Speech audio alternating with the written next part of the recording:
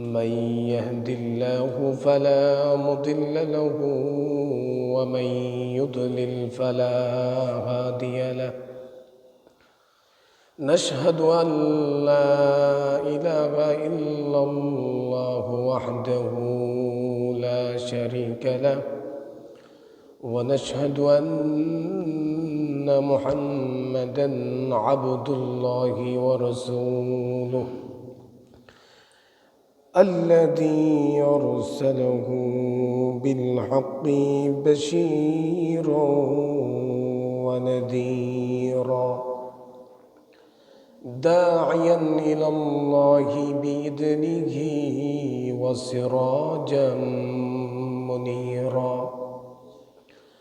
أما بعد، فقد قال الله سبحانه وتعالى في كلامه المجيد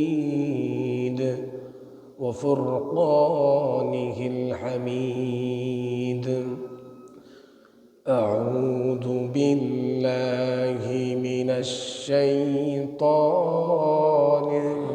الرجيم. بسم الله الرحمن الرحيم. يا أيها الذين آمنوا لا تتخذوا الكافرين أولياء من دون المؤمنين. وقال تعالى: من قتل نفسا بغير نفس أو فساد في الأرض فكأنما قتل الناس جميعا. وقال رسول الله صلى الله عليه وآله وسلم: المسلم من سلم المسلمون من لسانه ويده. وقال تعالى: إن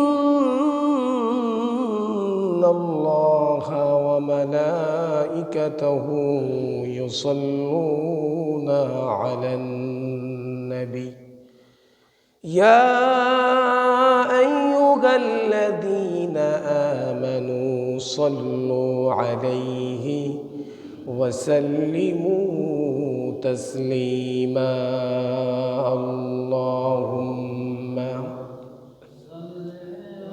سيدنا مولانا محمد وعلى آل سيدنا مولانا محمد. जवानी कर फिदा इस पर, जवानी कर फिदा उस पर कि जिसने को जवानी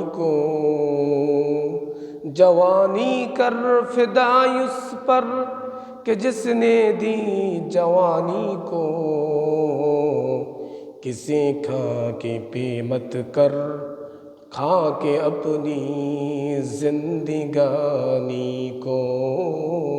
अल्लाहुम्मा सल्ली अला सय्यिदिना मौलाना मुहम्मद व अला आलि सय्यिदिना मौलाना मुहम्मद। बलगल उला बिकमालिही कशफद दुजा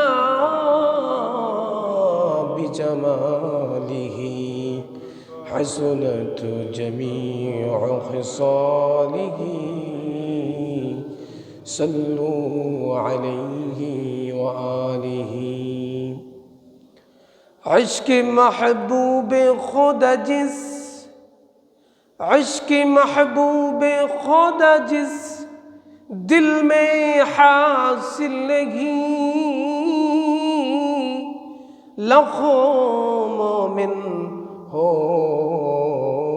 मगर ईमान में कामिल नहीं। बलगल उला बिकमालिही कशफद दुजा बिजमालिही हसनत जमीउ ख़िसालिही सल्लु अलैहि वालिही। उपस्थित তাওহীদি জনতা, দূর দূরান্ত থেকে আগত জাকিরিন শাকিরিন ভাইয়েরা, সকলকে আন্তরিক শুভেচ্ছা ও অভিনন্দন জানাচ্ছি। শুকরিয়া জ্ঞাপন করছি ওই মহান রবের কাছে, যিনি আমাদেরকে পৃথিবীর সর্বশ্রেষ্ঠ জায়গার মধ্যে বসার জন্য তৌফিক দান করেছেন। বলি আলহামদুলিল্লাহ। আমি যে আয়াতে কারিমা তিলাওয়াত করেছি, দুইটা আয়াতে কারিমা তিলাওয়াত করেছি। একটি আয়াতে কারিমা তিলাওয়াত করেছি, মান ক্বাতালা নাফসান বিগাইরি নাফসিন আও ফাসাদিন ফিল আরদি ফাকাআন্নামা ক্বাতালান নাসা জামিআ। আল্লাহ সুবহানাহু ওয়া তাআলা বলছেন, যে ব্যক্তি একটা মানুষকে হত্যা করলো, সে যেন গোটা পৃথিবীর সমস্ত মানুষকে হত্যা করলো। মানুষের প্রাণের এত দাম আল্লাহর কাছে। আল্লাহ রাব্বুল আলামিন বলছেন, মান ক্বাতালা নাফসান বিগাইরি নাফসিন আও ফাসাদিন ফিল আরদি ফাকাআন্নামা ক্বাতালান নাসা জামিআ। যে ব্যক্তি একজন মানুষকে হত্যা করলো, সে যেন গোটা পৃথিবীর সমস্ত মানুষকে হত্যা করার মধ্যে শামিল হইল। নাউজুবিল্লাহ। ওয়ামান আহইয়াহা ফাকান্নামা আহইয়ান নাসা জামিআ। যে ব্যক্তি একটা মানুষের প্রাণ বাঁচিয়ে দিল, সে যেন গোটা পৃথিবীর গোটা বিশ্বের সমস্ত মানুষকে বাঁচিয়ে দিল। এজন্য যারা মানুষ হত্যা করছে, যারা অন্যায়ভাবে মানুষ হত্যা করছে, পৃথিবীর সমস্ত মানুষ যদি এদেরকে ভালো বলে, আল্লাহ সুবহানাহু ওয়া তাআলার কাছে তারা কখনো ভালো হতে পারবে না। আমার বন্ধু যে হাদিস তেলাওয়াত করলাম, হাদিসের মধ্যে এসেছে, আল মুসলিমু মান সালিমাল মুসলিমুনা মিন লিসানিহি ওয়া ইয়াদিহি। মুসলমান তো সেই ব্যক্তি যার হাত এবং মুখ থেকে অপর মুসলমান নিরাপদ থাকে। আমার বন্ধু, খাঁটি মুসলমান তো সেই ব্যক্তি যার হাত এবং মুখ থেকে অপর মুসলমান নিরাপদ থাকে। শুধু অপর মুসলমানই না, একজন মুসলমানের কাছে আশেপাশে যত মানুষ আছে, ইহুদি অন্য ধর্মের মানুষ আছে, একজন মুসলমানের কাছে নিরাপদ। মুসলমানের কাছে শুধু মানুষই না, আল্লাহ সুবহানাহু ওয়া তাআলা যত মাখলুকাত বানিয়েছেন, পিপিলিকা থেকে নিয়ে যত প্রাণী আছে, সবাই নিরাপদ। মুসলমানের কাছে কি সবাই নিরাপদ? একটা গাছও মুসলমানের কাছে নিরাপদ। আমার বন্ধু, এজন্য আমাদের কোরআন আমাদেরকে শিক্ষা দিয়েছে, হাদিস আমাদেরকে শিক্ষা দিচ্ছে, বিনা কারণে গাছের পাতা ছেঁড়াও কি নিষেধ। আপনি রাস্তা দিয়ে হেঁটে যাচ্ছেন, কোনো কারণ নাই, বিনা কারণে একটা গাছের পাতা ছিঁড়ে ফেলছেন, ইসলাম আপনাকে নিষেধ করেছে। এই পাতা, এই যে গাছ আল্লাহর তাসবিহ পাঠ করে, ইউসাব্বিহু লিল্লাহি মা ফিস সামাওয়াতি ওয়া মা ফিল আরদিল মালিকিল কুদ্দুসিল আজিজিল হাকীম।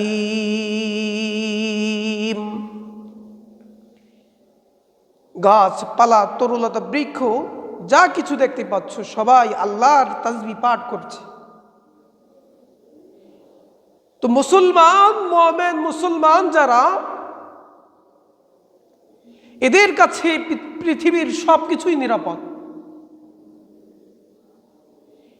ইহুদি, মুশরিক, অন্যান্য ধর্মের মানুষের কাছে তারা নিজেরাও নিরাপদ না। তারা নিজেরাও কি নিরাপদ না? মুসলমানদের কাছে সবাই নিরাপদ, কিন্তু খাঁটি মুসলমান হতে হবে। মুসলমানের পোশাক পরে যারা ধোঁকা দিচ্ছে, এরাই হচ্ছে মুনাফিক। এরা কি লিবাসে দেখতে মনে হয় আমাদের মতো, এদেরও টুপি পাগড়ি আছে। এরা মহিলাদের ক্ষেত্রে দেখা যায় হিজাব পরে, কিন্তু আল্লাহ সুবহানাহু ওয়া তাআলা এই মুনাফিকদের পরিচয় কোরআনে কারিমে দিয়ে দিয়েছেন। এদের কাছে, মুনাফিকদের কাছে মুসলমান তো দূরের কথা, কোনো জাতি নিরাপদ না। মুনাফিকদের কাছে কোনো জাতি নিরাপদ না, প্রাণীও নিরাপদ না, পশু পাখি কোনো কিছুই এই মুনাফিকদের কাছে নিরাপদ না। মুনাফিক দুই ধরনের মুনাফিক আছে, একটা হচ্ছে ফাসিক মুনাফিক, আর একটা হচ্ছে কাফের মুনাফিক। যারা কাফের মুনাফিক, এদের সম্পর্কে আল্লাহ সুবহানাহু ওয়া তাআলা বলেছেন কোরআনে কারীমের মধ্যে, ইন্নাল মুনাফিকিনা ফিদ দারকিল আসফালি মিনান নার। এই যে মুনাফিক, কাফের মুনাফিক, এরা জাহান্নামের মধ্যে সব থেকে নিম্ন জায়গার মধ্যে থাকবে। এদের শাস্তি সব থেকে কঠিন হবে। এরা ইসলামের পোশাক পরে জনগণকে ধোঁকা দিয়েছে। এটার কারণে একটা হিন্দু, সে ইসলামের পোশাক পরে জনগণকে ধোঁকা দেয় না। হিন্দুরা তাদের ইউনিফর্ম আছে,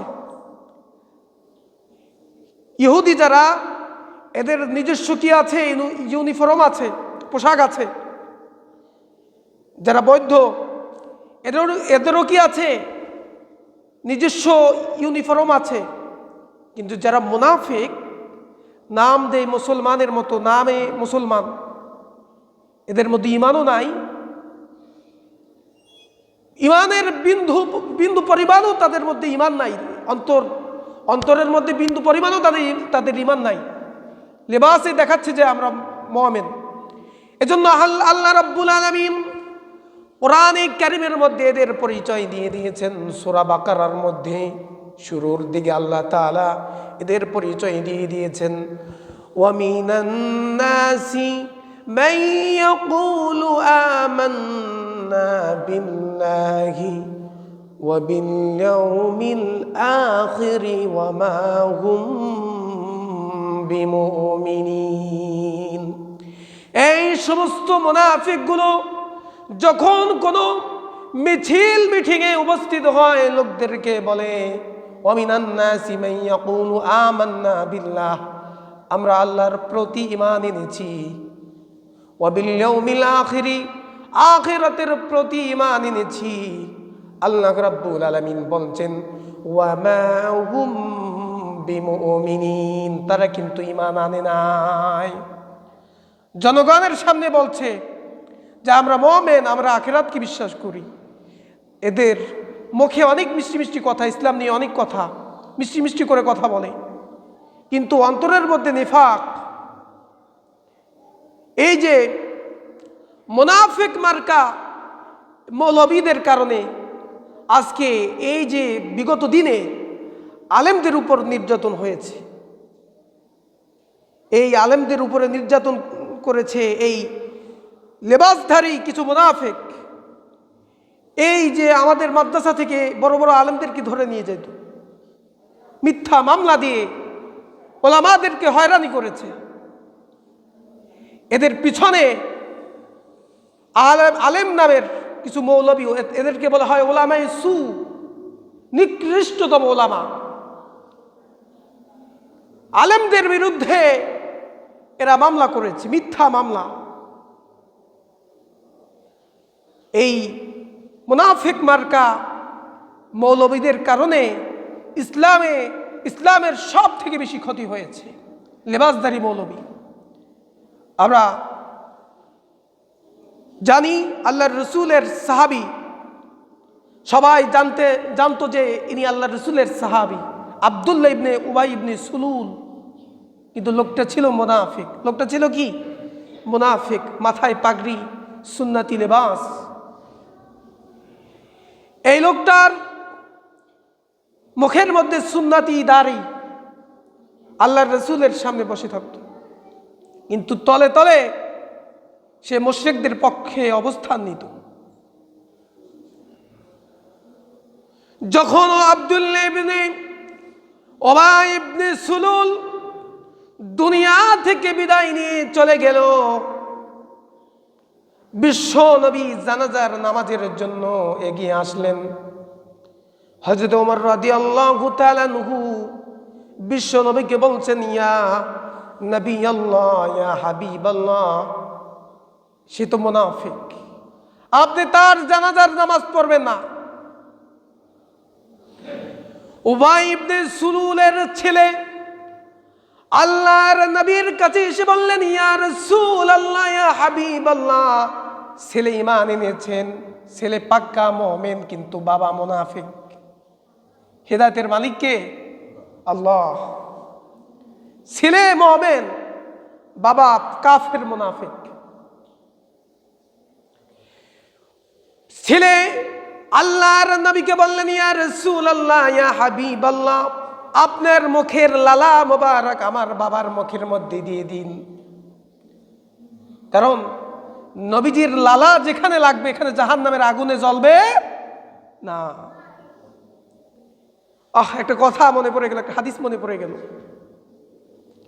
এক সাহাবী আল্লাহর রাসূলের কাছে এসে বললেন, ইয়া রাসূলুল্লাহ, আমি জিহাদের ময়দানে গিয়েছি, আপনার তরবারি দিয়ে আপনি আমার বুকের মধ্যে আঘাত দিয়েছিলেন, ভুল ক্রমে হয়ে গিয়েছিল।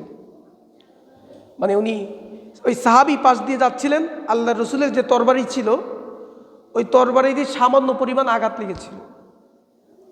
তো বিশ্ব নবীর কাছে এসে বললেন, ইয়া রাসূলুল্লাহ, আপনার তরবারি আমার বুকের মধ্যে লেগেছে।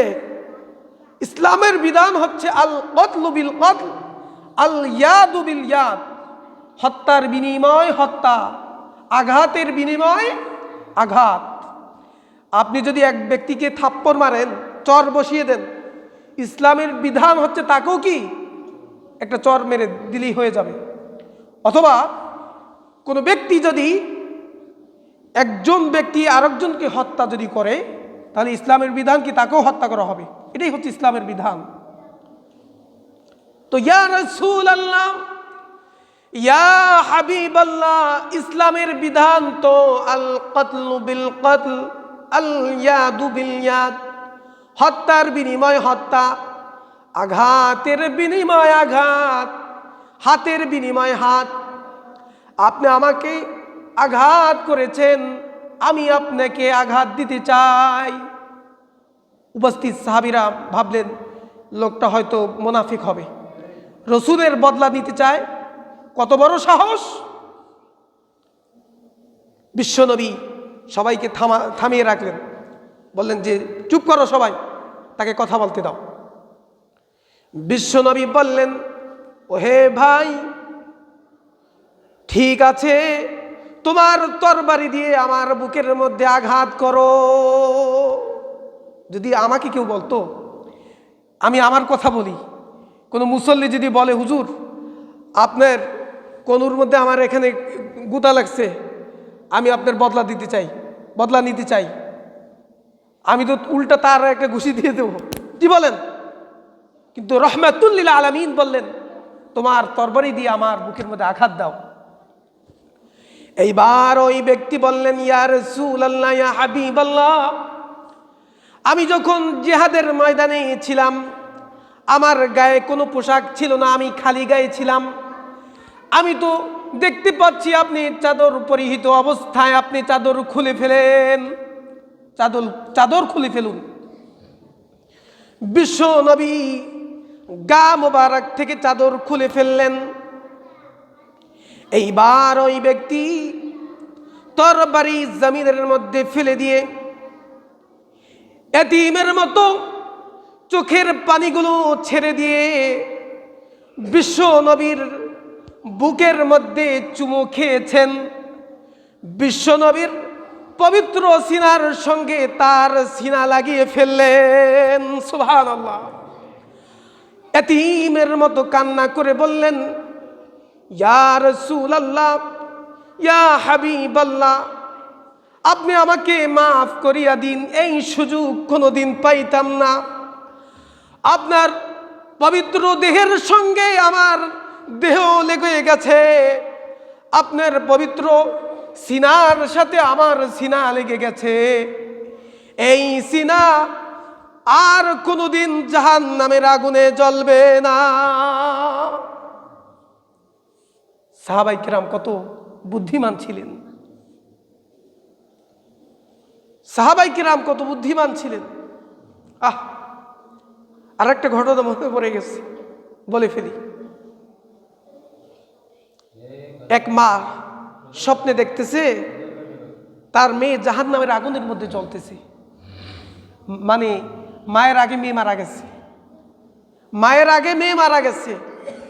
তো মা স্বপ্নে দেখতেছেন তার মেয়ে জাহান্নামের আগুনের মধ্যে জ্বলতেছে।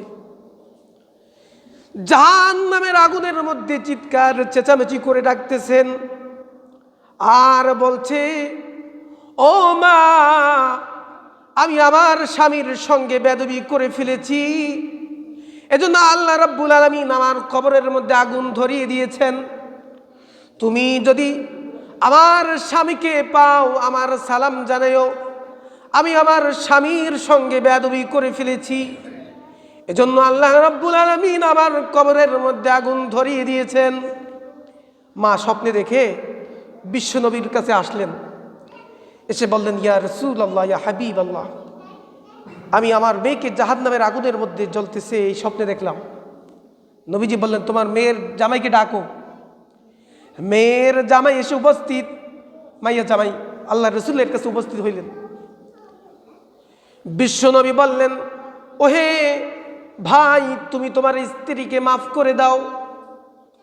ওই ব্যক্তি একটা শর্ত দিছে, কয়, ইয়া রাসূলুল্লাহ, এক শর্তে মাফ করতে রাজি। কয়, কি শর্ত? আগে আমাকে ওয়াদা করতে হবে আপনার সঙ্গে আমার হাসর হইবে নি। এই ওয়াদা আমাকে দিতে পারবেন?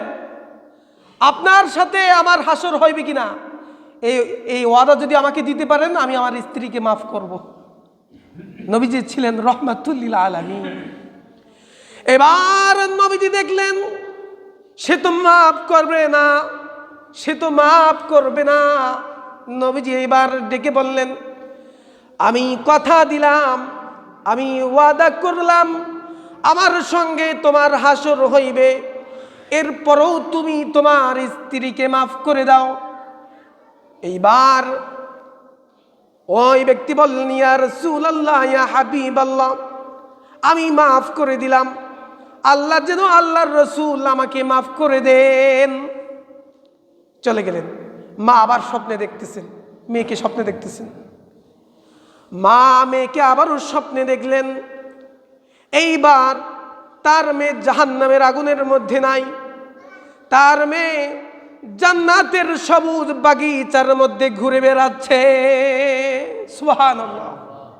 এজন্য মা বোনেরা আমার, এই আওয়াজ মাইকে যাচ্ছে, যে সমস্ত মা বোনেরা আছেন আপনাদের স্বামীদেরকে কষ্ট দিয়েন না। সারাদিন তারা পরিশ্রম করে ঘরের মধ্যে যান, যদি তাদের সঙ্গে খারাপ আচরণ করেন আল্লাহ অসন্তুষ্ট হয়ে যান। কিয়ামতের ময়দানে যে স্বামী বলবে আল্লাহ তাআলা আমার স্ত্রী ভালো ছিল, আমার স্ত্রী ভালো ছিল, আল্লাহ রাব্বুল আলামিন ওই স্ত্রীকে জান্নাত দান করবেন। সুবহানাল্লাহ। আবার কোন স্ত্রী যদি বলে আল্লাহ তাআলা আমার স্ত্রী ভালো ছিল, আল্লাহ রাব্বুল আলামিন ওই স্ত্রীকে জান্নাত দান করবেন।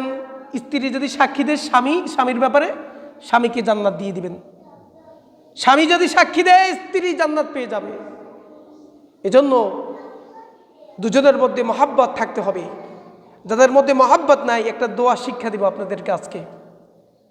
সবাই আমার সাথে সাথে বলি, রব্বানা হাব লানা, সবাই বলি রব্বানা হাব লানা মিন আজওয়াজিনা ওয়া যুররিয়াতিনা কুররাতা আ'য়ুনি ওয়াজআলনা লিল মুত্তাকিনা ইমামা।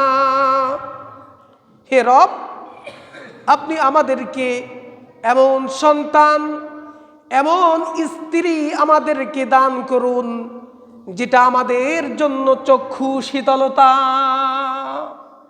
আমাদের চোখটা জুড়িয়ে যায়। এমন স্ত্রী আমাদেরকে দান করুন, এমন সন্তান দান করুন। এমন সন্তান জন্ম দিলেন যে সন্তানের কাছে বাবা হত্যা হয়, আফসুস। এজন্য এই দোয়াটা আমরা বেশি বেশি করে করব। যে আলোচনা শুনলাম, আল্লাহ তাআলা আমাকে এবং সবাইকে যেন আমল করার জন্য তৌফিক দিক, বলি আমিন। ওয়া আখিরু দাওয়ানা আনিল হামদুলিল্লাহি রাব্বিল আলামিন।